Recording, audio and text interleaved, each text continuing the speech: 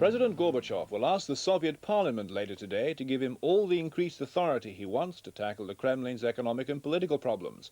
The Congress of Deputies yesterday voted to give Mr. Gorbachev personal control over a powerful new cabinet.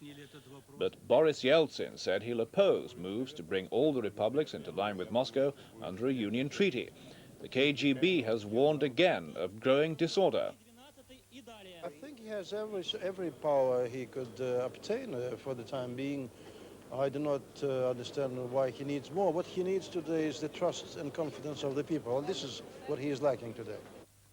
The Queen has said Iraq's invasion of Kuwait was an example of evil. In her Christmas address, she said her thoughts were with the British troops in the Gulf and their families here.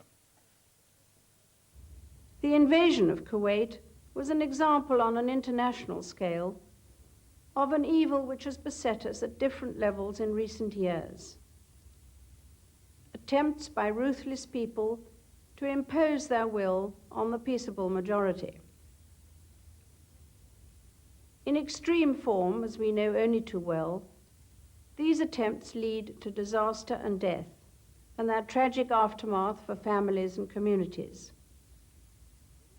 In the United Kingdom, we have suffered once again during the past year from the scourge of terrorism. British forces in the Gulf have been celebrating Christmas as best they can, but they've been careful not to upset the Saudi Muslims. In the desert, the Royal Artillery found time to relax and to carol service as army officers protected camp perimeters.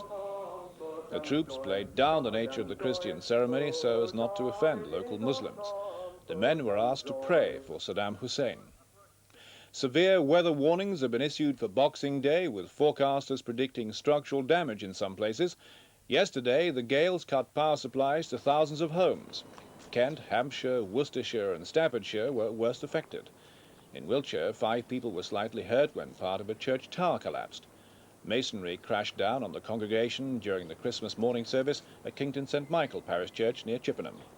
That's it for now. We'll have more news later. So, the next news then at 2:40 this morning as we join Phil Roman at ITN. A very good morning to you. This is Late Night Late from the TVS studios here in the Southampton Riviera, wind blasted of course, and all across the southeast of England and through our good friends at Channel Television right across the Channel Islands as well. And in some places on the north coast of France, and also a very good morning if you're watching in London on cable television. We're covering everywhere. The parts that are on the TV through the night services just couldn't possibly attempt to get to.